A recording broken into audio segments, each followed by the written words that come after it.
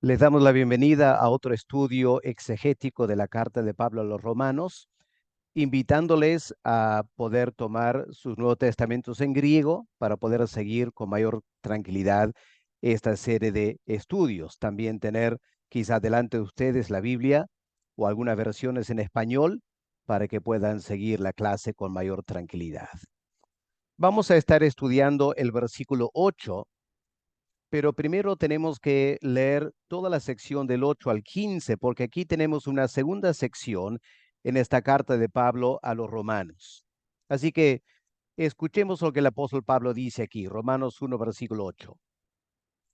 Primeramente doy gracias a mi Dios mediante Jesucristo con respecto a todos vosotros, de que vuestra fe se divulga por todo el mundo, porque testigo me es Dios, a quien sirvo en mi espíritu en el evangelio de su Hijo, de que sin cesar hago mención de vosotros siempre en mis oraciones, rogando que de alguna manera tenga al fin por la voluntad de Dios un próspero viaje para ir a vosotros, porque deseo veros, para comunicarles algún don espiritual, a fin de que sean confirmados.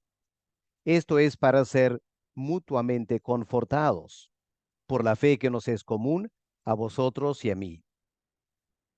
Pero no quiero, hermanos, que ignoren que muchas veces me he propuesto ir a ustedes, pero hasta ahora he sido estorbado, para tener también entre ustedes algún fruto, como entre los demás gentiles, a griegos y a no griegos, a sabios y a no sabios soy deudor. Así que en cuanto a mí, pronto estoy a anunciarles el Evangelio también a vosotros que están en Roma. Si miramos los versículos 1 al 7 de este capítulo, veremos que en la introducción a Romanos, Pablo se presenta como apóstol, habla de la iglesia en Roma, y lo que Pablo está haciendo en la primera sección, versículos 1 al 7, es establecer la relación formal entre él y los creyentes. Está escribiendo como apóstol y quiere que los hermanos entiendan eso. Pero parece que en el versículo 8 en adelante, el apóstol Pablo siente la necesidad de establecer una relación más afectuosa, no tan formal. Y por eso lo que él hace ahora es dedica los versículos 8 al 14 o versículo 15, básicamente para dar gracias a Dios por la vida de los creyentes en Roma. Él quiere asegurarles que está orando constantemente por ellos, lo afirma en versículos 8 al 9. Como todos sabemos, orar los unos por los otros es una clara evidencia de un amor genuino. Así que Pablo quiere que los hermanos en Roma sepan que él siente un gran afecto por ellos y eso les va a animar a leer la carta que él va a escribir. Escuchemos lo que dice Juan Calvino. Con respecto a sí mismo, les dispone a un espíritu de ser instruidos. Es lo que Pablo quiere. Pablo quiere que los hermanos en Roma no le escuchen fría o formalmente simplemente porque él es un apóstol. Él anhela que los hermanos en Roma tengan este anhelo de aprender, de ser instruidos. Y por eso dice Calvino, el apóstol Pablo demuestra su amor.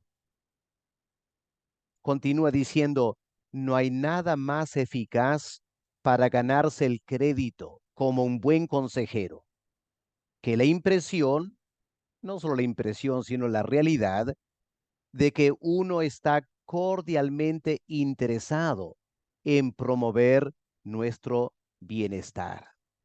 Así que esto que el apóstol Pablo está haciendo aquí, dice Calvino, está queriendo hacer ver a los creyentes en Roma que Pablo siente una gran preocupación por su bienestar. Ora por ellos. De esta manera establece un vínculo más afectuoso con el fin de que los hermanos lean y aprendan de esta carta. Luego, en los versículos 10 al 12, el apóstol Pablo indica que ya hacía tiempo que él venía orando, pidiendo a Dios que le concediera la oportunidad de visitar a la iglesia en Roma. Él quería ser mutuamente edificados con ellos.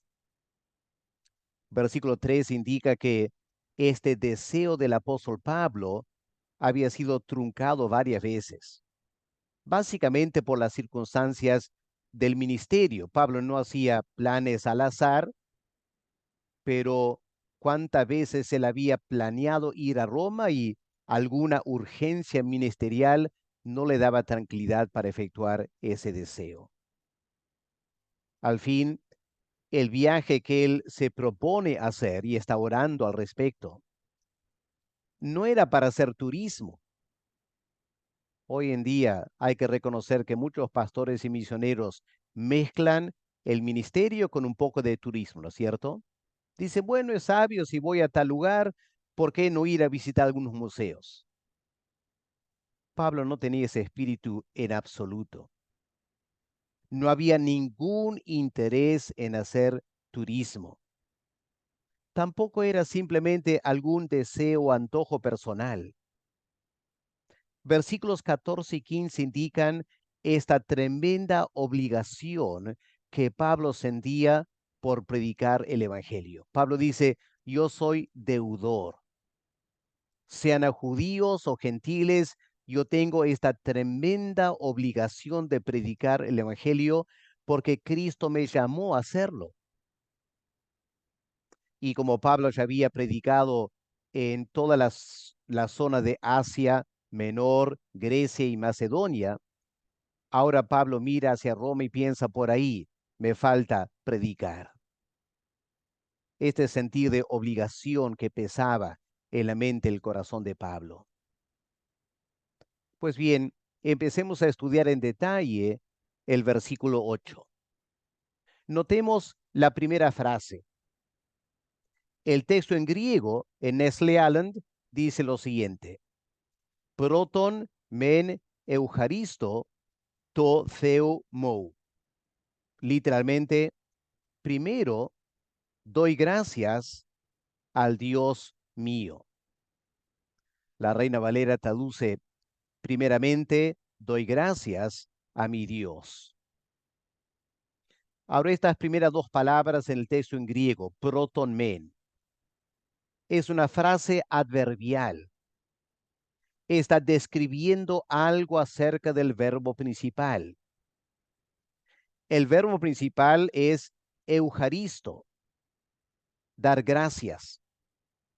Y significa que lo primero que el apóstol Pablo quiere hacer es dar gracias a Dios por la iglesia en Roma. Doy gracias en primer lugar, dice Pablo. Ahora estas palabras proton men en griego dan a entender, al igual que en español, que luego vendría algo que Pablo querrá decir en segundo lugar. Por lo general, en español, cuando decimos en primer lugar algo, luego viene y en segundo lugar. Ahora, esa idea de en segundo lugar, en griego es epeita de. Lo tenemos, por ejemplo, si miramos en Santiago, el capítulo 3, el versículo 17, tenemos esta estructura gramatical en el texto en griego. La Reina Valera dice, pero la sabiduría que es de lo alto es primeramente, proton men, primeramente pura. Después, en segundo lugar, epeita de, pacífica, amable, benigna, etcétera. Tenemos esta estructura también en el libro de Hebreos, el capítulo 7 y el versículo 2. A quien asimismo dio Abraham los diezmos de todo, cuyo nombre significa primeramente, proton men, primeramente, rey de justicia. Y también Ahí la palabra en griego es de, continuando esta construcción, y también rey de Salem, esto es rey de paz. Pero si miramos con cuidado el texto en griego de Romanos 1, versículo 8, veremos que la estructura gramatical no está completa. Él dice primeramente, proton men, pero no viene después la expresión que da la idea de en segundo lugar. Ahora, comentaristas son muy finos en criticar al apóstol Pablo por mala redacción. Pero en realidad, si somos un poco más cuidadosos en nuestro juicio, nos daremos cuenta que el segundo elemento del pensamiento de Pablo está en versículo 10. Aunque Pablo no lo exprese explícitamente diciendo en segundo lugar o también, queda claro que además de dar gracias a Dios por la iglesia en Roma, en segundo lugar, Pablo está orando, pidiendo a Dios que sea posible hacer una visita a la ciudad de Roma. Ahora, parece que es parte del estilo del apóstol Pablo de no completar gramaticalmente esta estructura. Por ejemplo, si vamos a Romanos 3, el versículo 2, cuando Pablo está hablando de las ventajas de ser un judío, Pablo dice mucho en todas maneras. Primero, ciertamente que les ha sido confiada la palabra de Dios.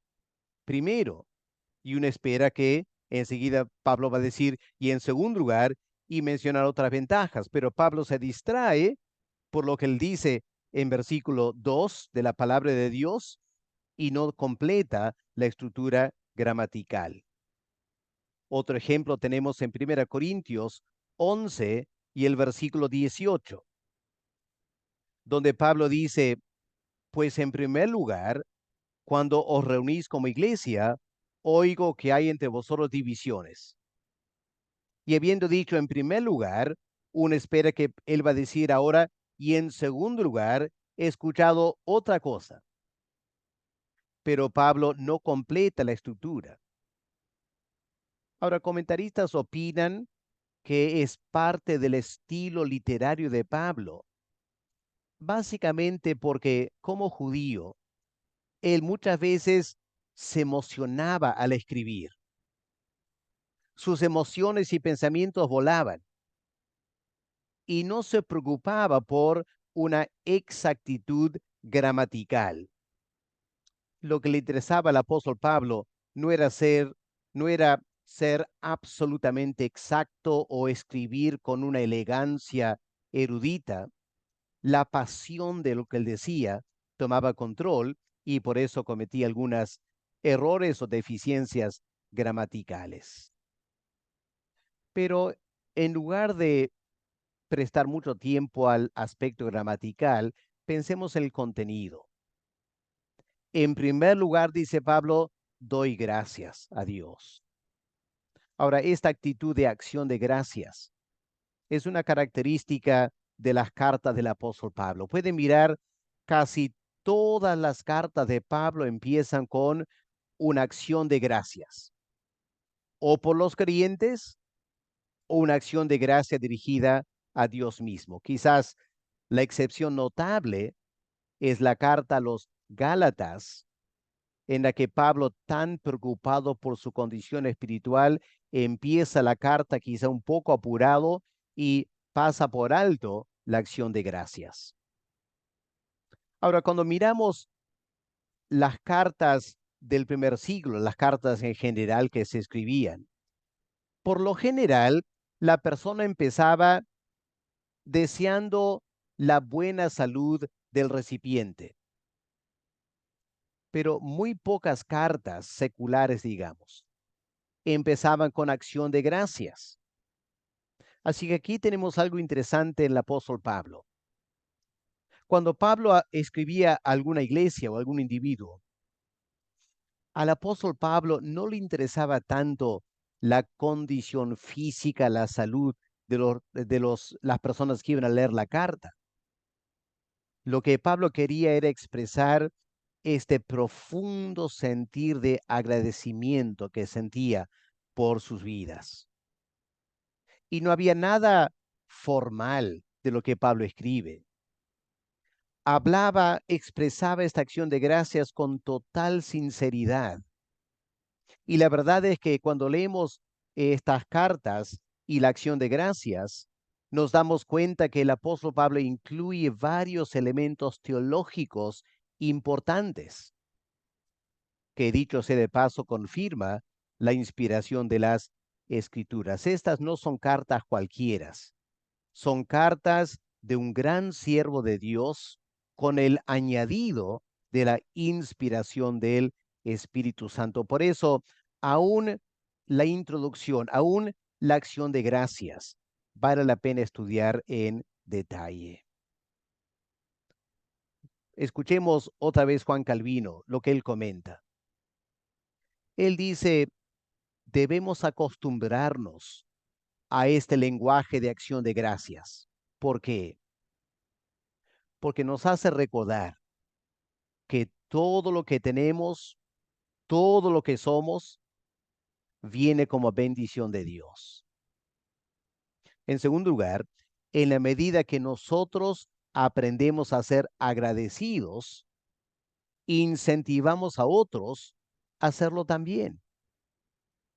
Y el empezar esta carta dando gracias por la vida espiritual de los creyentes en Roma, el anhelo de Pablo es que otros puedan seguir ese buen ejemplo suyo de un espíritu de acción de gracias. Ahora, lo que el apóstol Pablo dice aquí en Romanos 1, versículo 8 es, primeramente doy gracias a mi Dios. Estas palabras, to, theo, mu, al Dios mío.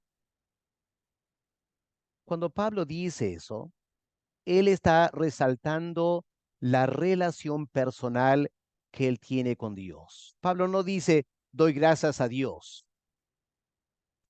Dice, doy gracias a mi Dios.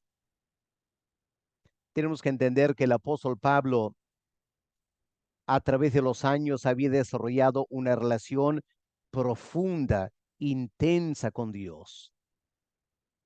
Dentro de todas las circunstancias de su llamado apostólico, y esa relación que el apóstol Pablo había establecido con Dios, muy particular, le dio un conocimiento de Dios propio del apóstol Pablo.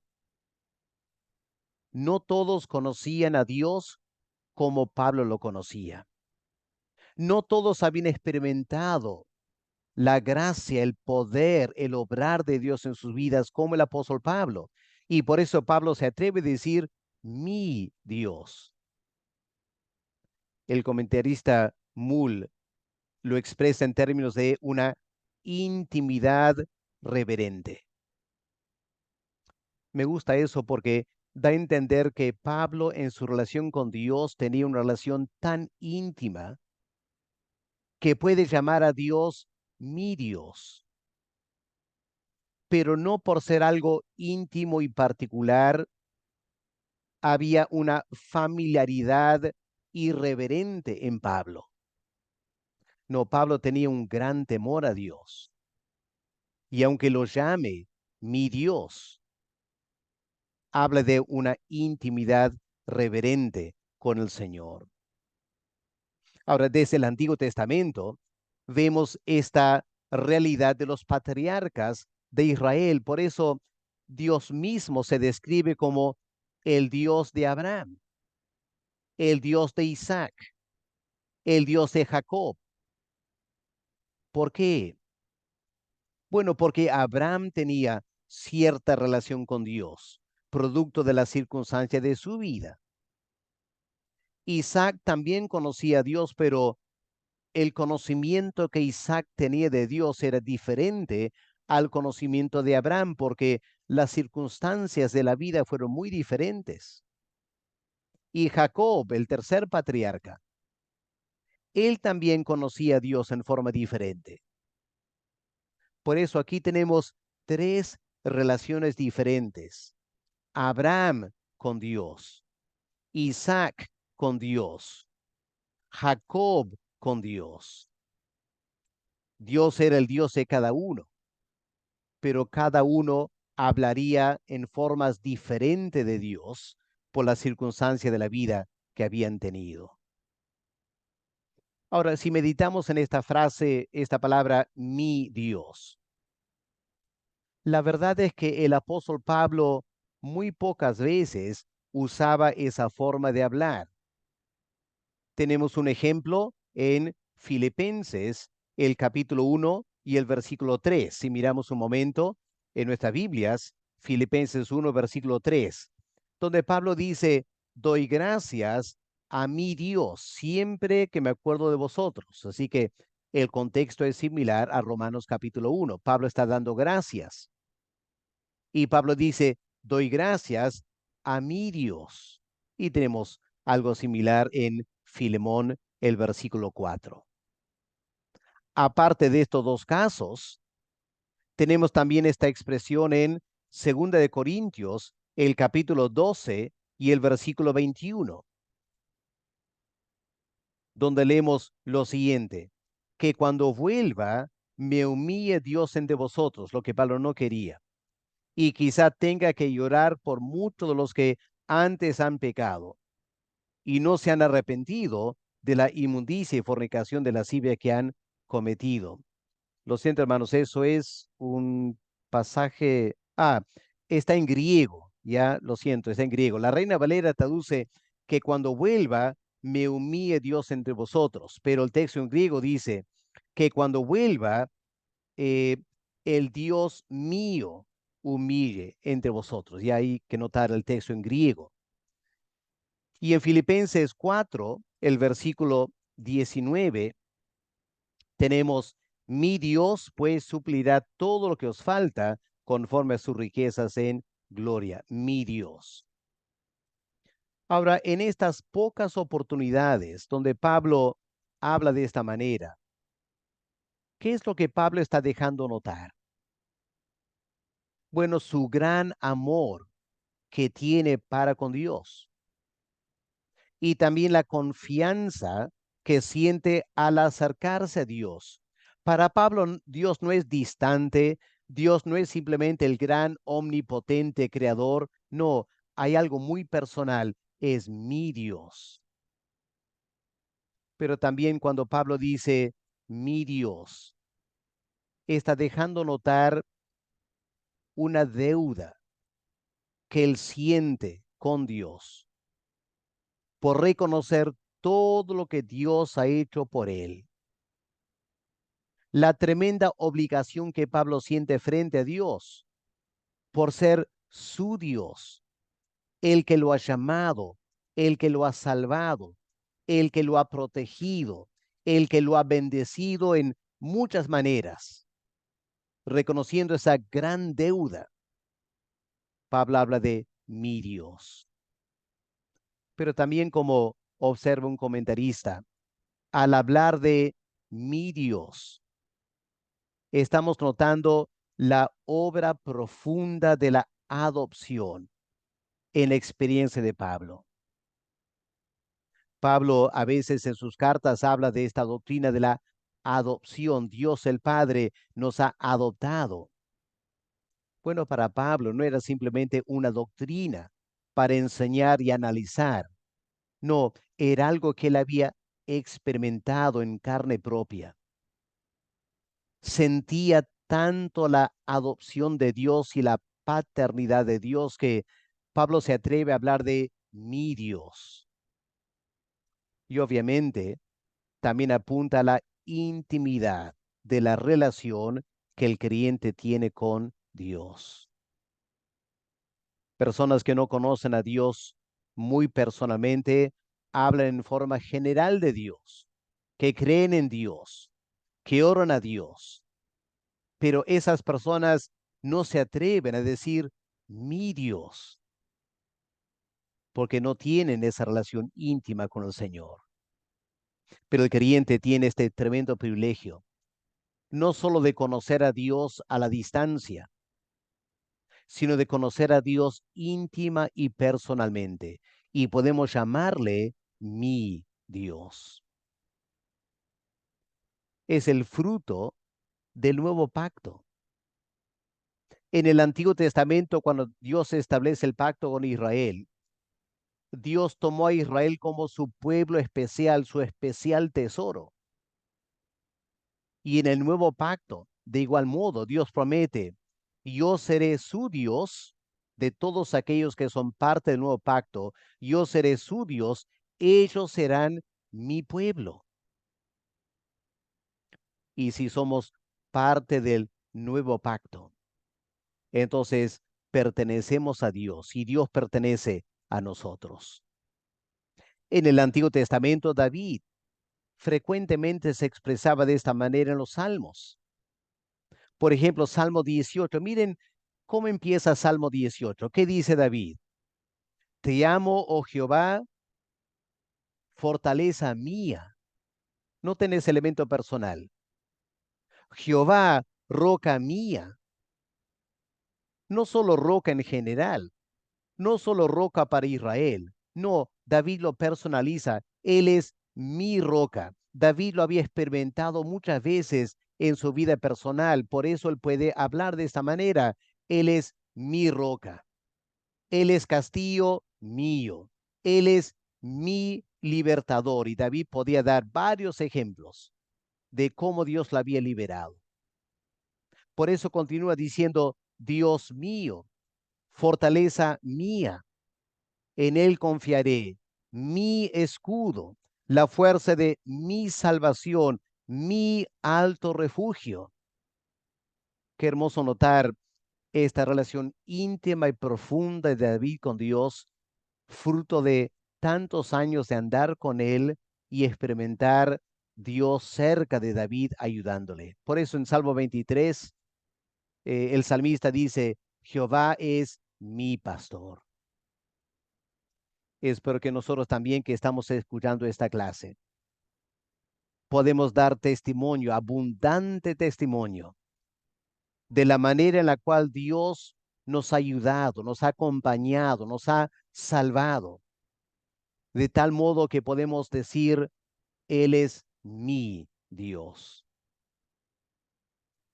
Escuchemos al gran comentarista Robert Haldane dando clases en Ginebra a los estudiantes del seminario de Calvino, claro, en el siglo XIX, siglo después de Juan Calvino.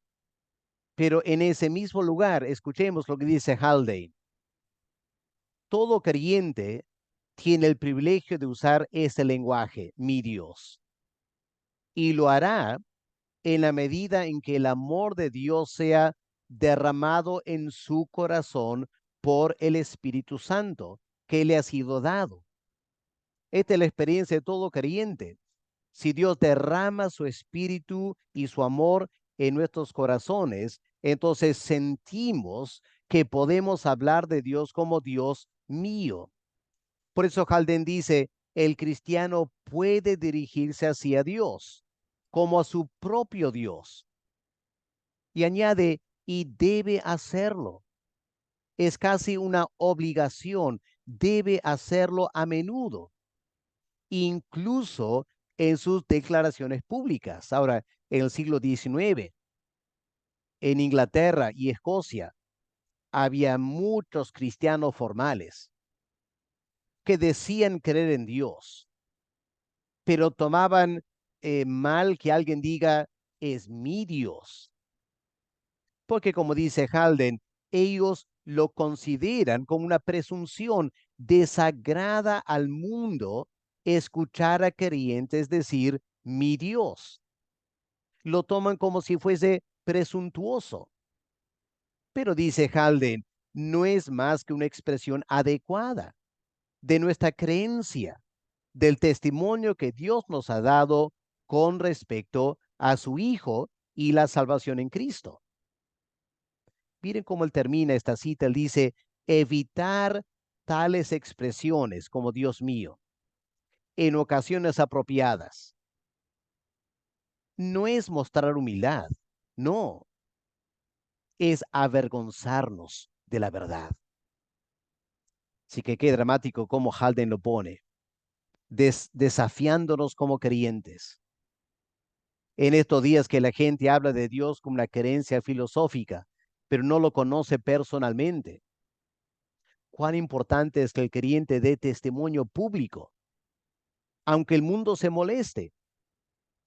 Porque claro, cuando el creyente dice, Él es mi Dios, la gente del mundo piensa, pero no es Dios mío. Y eso los incomoda. Pero tenemos que pronunciar la verdad, dice Haldane. Pasemos ahora a la segunda frase del versículo 8, donde Pablo dice, la Reina Valera dice, mediante Jesucristo, con respecto a todos vosotros. El texto en griego, en Nestle Allen, dice, dia Jesu Christu peri panton humon, por medio de Jesús Cristo acerca de todos ustedes.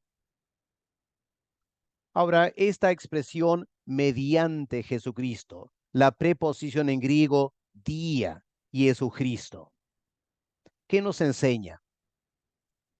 Que Cristo no es solo el mediador entre Dios y los hombres, en esa dirección, de Dios hacia nosotros, en lo que se refiere a su acercamiento a nosotros. Ahora, eso es lo que Pablo alude en versículo 5, Romanos 1, versículo 5, donde Pablo dice, y por quién, hablando de Cristo, día, mediante Cristo, recibimos la gracia y el apostolado. Ahora, la pregunta es, ¿de quién lo recibimos? Bueno, de Dios el Padre. Así que Cristo es el mediador de Dios el Padre hacia nosotros. Pero aquí el apóstol Pablo dice que Cristo también es mediador de nuestro acercamiento a Dios. Cuando yo me dirijo a Dios, la dirección al revés, yo mirando a Dios, me acerco a Dios para darle gracias y para adorarle, tengo que venir también a través del Señor Jesucristo. F. Bruce afirma lo siguiente: tal como la gracia de Dios llega a los seres humanos por medio de Cristo. Versículo 5. De igual modo, nuestras acciones de gracias llegan a Dios, el Padre, por medio de el Señor Jesucristo. Todas nuestras peticiones, hermanos, todas nuestras oraciones llegan a Dios única y exclusivamente por medio del Señor Jesucristo. Y lo mismo es cierto de nuestra alabanza y acción de gracias, como dice el autor de Hebreos. Así que ofrezcamos siempre a Dios por medio de Él, por medio de Cristo, sacrificio de alabanza, es decir, fruto de labios que confiesan su nombre.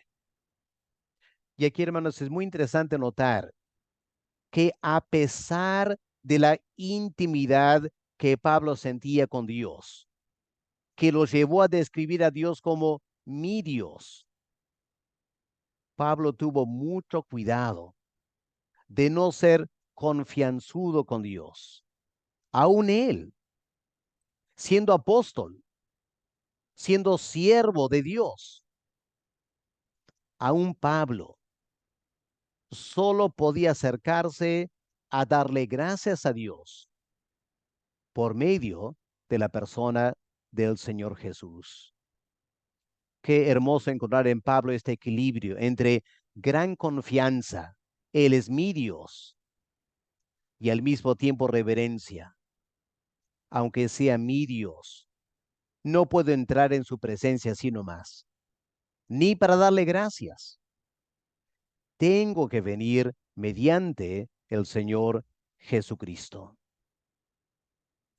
Ahora, si miramos aquí el texto en griego, un momento, vamos a ver aquí, si pueden mirar la pantalla, la preposición peri en Nestle Allen. ¿Qué lo pueden ver ahí? Peri, En realidad, en el texto eh, recibido, y que es la base de la Reina Valera, tenemos otra palabra en griego. Ahora, si miramos todas las traducciones de la Biblia al español, casi todas van a decir, van a usar esta frase, por todos ustedes. Eh, pero aquí tenemos con respecto a todos vosotros. ¿Ya? Pablo dice, primeramente doy gracias a mi Dios mediante Jesucristo con respecto a todos vosotros. Ahora, aquí hay que notar una diferencia en el texto original. El texto recibido tiene la preposición huper, que significa por, mientras que Nestle Allen tiene la preposición peri, periférico, que significa acerca de. Ahora, cuando miramos en el aparato crítico textual de Nestle Allen, vamos a ver que el apoyo para la preposición huper viene de los códices de el corrector y también del códice G y el códice upsilon, juntamente con todos los textos en griego, los minúsculos, que conforman el texto mayoritario. Por eso, el texto en griego de Romanos 1, versículo 8, tiene la preposición huper. Pero por otro lado, hay varios manuscritos antiguos que en realidad reflejan las tres grandes familias textuales: la alejandrina, la occidental y la de Cesarea, bizantina. Tiene la preposición peri. Esto se incluye en los códices Aleph o el sinaítico, el códice A alejandrino y los códices B, C, D. El original tiene peri, es el corrector que pone huper, y también el códice K. Así que Nestle Aland opta por la preposición peri porque considera que el apoyo de la crítica textual está a favor de esa preposición. ¿Cuál es la diferencia entre peri y huper? La preposición huper significa a favor de o por, mientras que peri significa acerca de. Ahora, en el contexto de dar gracias a Dios por alguien, la preposición normal sería huper. Encontramos eso en Efesios 1, versículo 16, y Filipenses 1, versículos 3 y 4. No obstante, en algunas cartas apostólicas, el apóstol Pablo usa peri en los textos que pueden ver ahí: 1 Corintios 1, 4, 1 Tesalonicenses 1, 2 y 2 Tesalonicenses 1, versículo 3. En Colosenses 1, 3 tenemos las dos preposiciones en diferentes manuscritos en griego, al igual que aquí en Romanos, así que es difícil estar seguro qué es lo que Pablo escribió. Al final, realmente no hay mucha diferencia entre estas preposiciones. Solo quizá notar lo que un comentarista afirma. Dice, huper es más personal, es más íntimo. Estoy dando gracias a Dios por ustedes personalmente. Mientras que peri tiene la idea de algo formal, es acerca de todos ustedes en comunidad. Así que un poco más frío, quizás un poco más distante que huper. Aunque en realidad, como Pablo usa ambas preposiciones en diferentes cartas, es difícil distinguir mucho entre el significado. Pasemos a la tercera frase en este versículo, donde Pablo dice, hoti hepistis humon katangeletai en holotokosmo, que significa que la fe de ustedes es anunciada en todo el mundo. La Reina Valera traduce de que vuestra fe se divulga por todo el mundo. Este es el contenido de la acción de gracias. Está dando gracias porque la fe de los creyentes en Roma se divulga por todo el mundo. Ahora, notemos que el apóstol Pablo no indica explícitamente que la fe de los creyentes en Roma era en alguna manera especialmente fuerte o profunda. No, lo importante no es tanto la calidad de la fe. Pablo no está dando gracias a Dios porque los creyentes de Roma tienen cierta calidad de fe. No, Pablo está dando gracias simplemente porque era una fe real. Eso alegró el corazón de Pablo. Era una fe real. Repito, algunos comentaristas pretenden argumentar que Pablo está reconociendo que había algo muy particular de la fe de los creyentes de Roma, pero si miramos el texto objetivamente, nos vamos a dar cuenta que Pablo no menciona nada en particular de la fe de estos creyentes. La palabra fe en este contexto es casi sinónimo con simplemente el cristianismo. Pablo está dando gracias que son cristianos, porque la fe es el acto fundamental que nos convierte en seguidores del Señor Jesús, ¿no es cierto? Por eso nos llamamos cristianos, porque nuestra fe no es una fe abstracta, filosófica ni teológica, es una fe en una persona. Creemos en Cristo. Y esa fe, como dice Sunday y Headlam en su comentario, es una fe que conlleva ciertas consecuencias directas en nuestro carácter. Es decir, no es una fe intelectual, es una fe que nos transforma. Y Pablo da gracias a Dios porque los creyentes en Roma tenían esa fe real en Cristo, una fe que había transformado sus vidas, al igual que había transformado la vida de creyentes en todas partes del mundo. Hoy en día, lamentablemente, por este espíritu de ecumenismo interreligioso que está de moda, lo que se valora es la fe en general, como si la fe en general en cualquier Dios es lo fundamental. Pero la pregunta que hay que hacer es la siguiente: ¿en qué estamos creyendo? Porque obviamente, si estamos creyendo en algo falso o algo que no existe, esa fe no sirve en absoluto. Por ejemplo, ¿qué importa que un niño crea férreamente en Papá Noel? Esa fe en Papá Noel no sirve para nada, porque Papá Noel no existe. Así que creer en alguien que no existe es fantasía, es irreal, no sirve. Lo importante de la fe no es la fe en sí, sino el objeto de la fe. Y para el creyente, según la Biblia, lo que vale no es simplemente una fe general en Dios, que yo creo en Dios. No, no. Es una fe que tiene a Cristo como el objeto principal.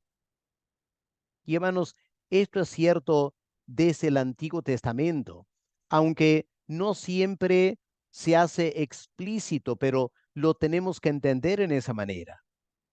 Miren, por ejemplo, lo que leemos del patriarca Abraham, que la Biblia llama nuestro padre en la fe. Miren esta primera expresión de la fe de Abraham en Génesis 15, el versículo 6. Ahora, si lees el capítulo, vas a ver que Dios le está prometiendo a Abraham darle un hijo y mucha descendencia. Y ante esa promesa, leemos versículo 6, creyó a Jehová. Abraham le creyó a Dios y le fue contado por justicia. Ahora hay que preguntarlos, ¿está hablando la Biblia de la salvación? Bueno, el apóstol Pablo en esta carta a los romanos va a hacer referencia a este pasaje en capítulo 4.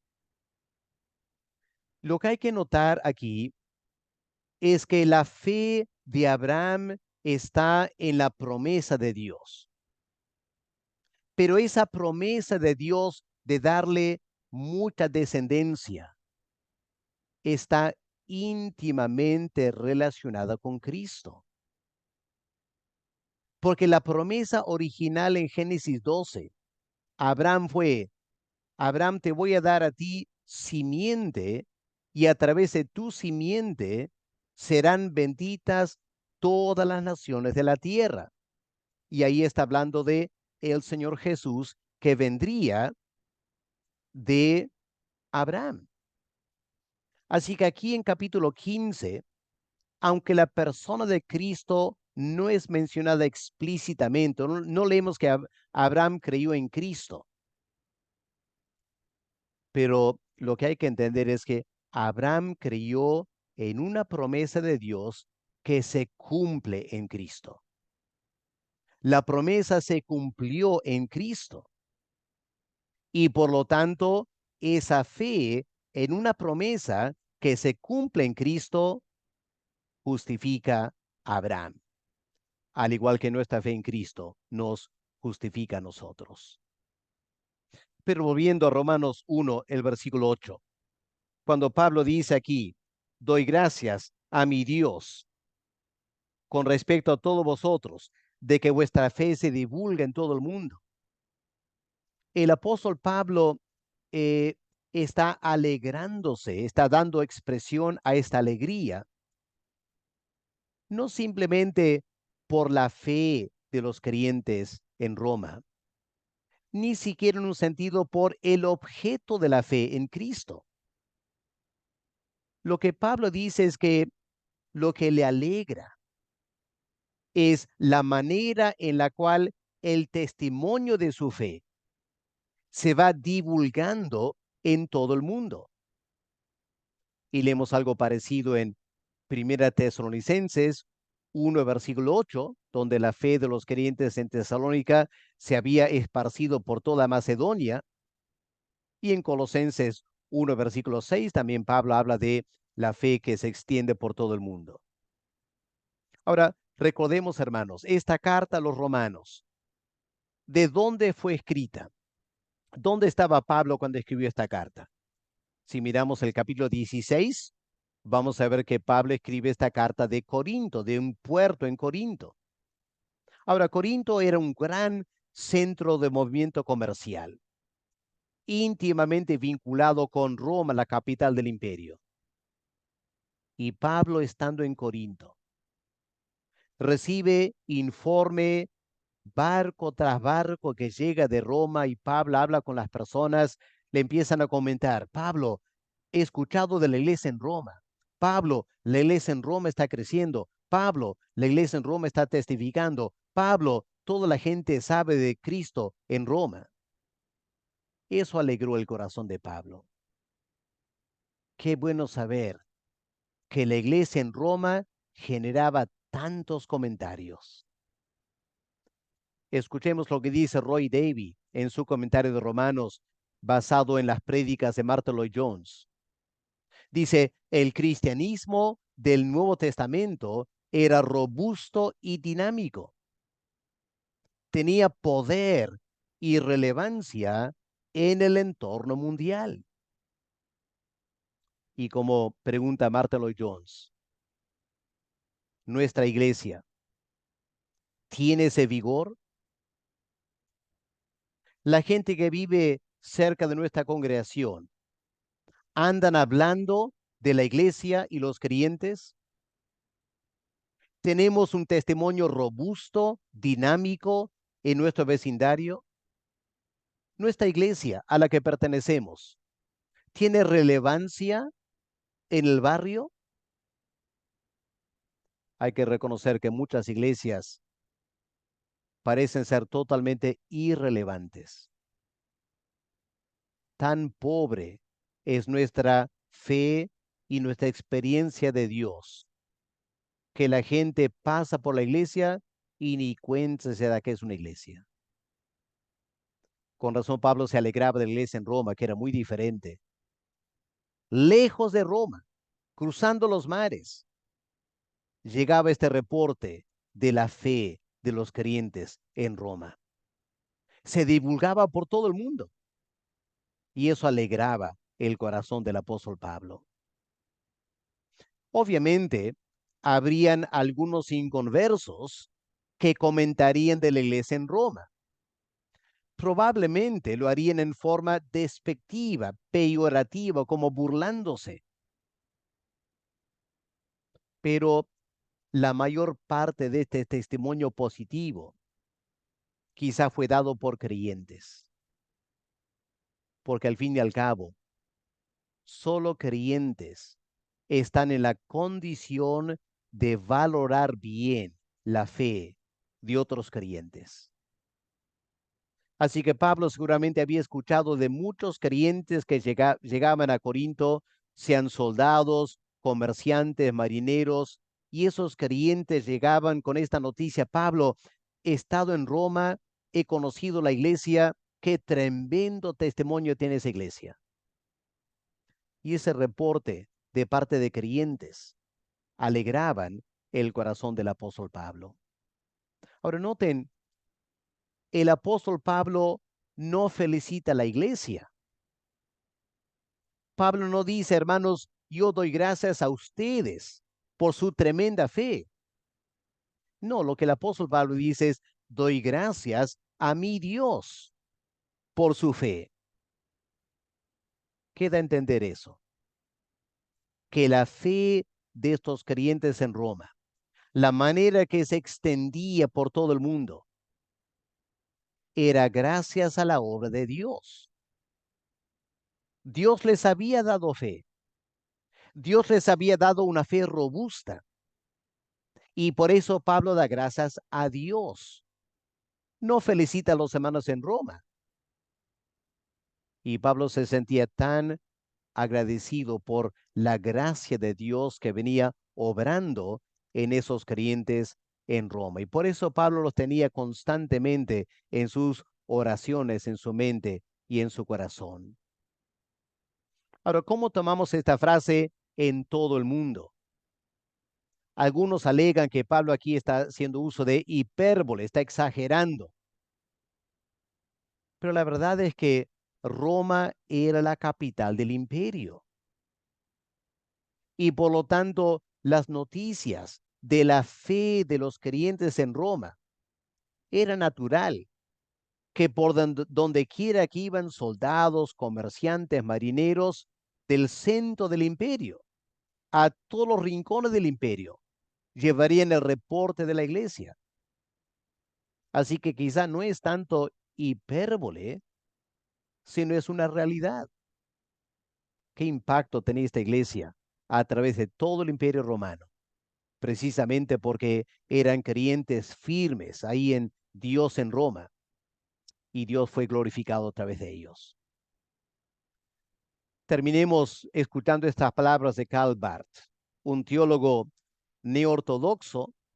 Hay que tener cuidado con lo que dice Karl Barth, pero él también dice algunas cosas muy interesantes.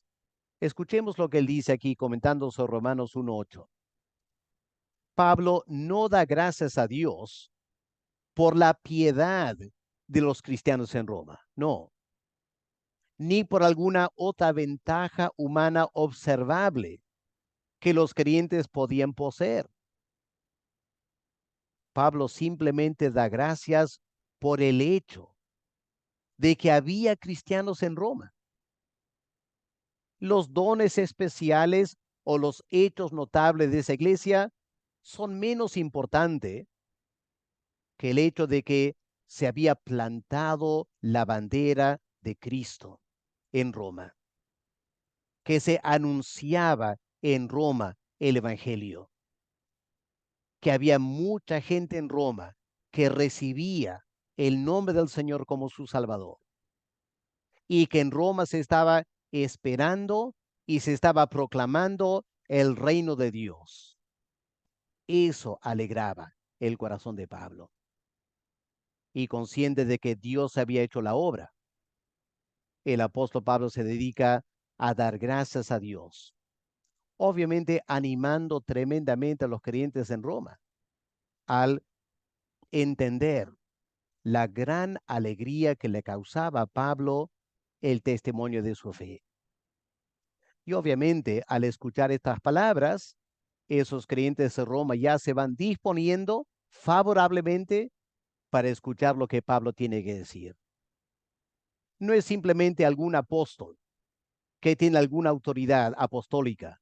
No, es la carta de una persona que ama a los creyentes en Roma apasionadamente. Y ahora ellos van a querer escuchar con atención la carta de Pablo. Que Dios nos dé ese mismo interés en dedicarnos a estudiar esta carta tan profunda del apóstol Pablo. Padre, gracias por tu palabra, gracias por este escrito inspirado por el Espíritu Santo, que tiene tanto que enseñarnos precisamente porque no es una carta netamente humana, es una carta que tiene también autoría divina. Y eso concede a cada palabra en esta carta un sentido profundo que vale la pena estudiar. Así que, Padre, gracias que podemos estudiar en detalle esta carta. Y pedimos, Señor, que tú nos sigas dando interés en profundizar nuestro entendimiento de toda la doctrina en la carta a los romanos. En el nombre del Señor Jesús te lo pedimos. Amén.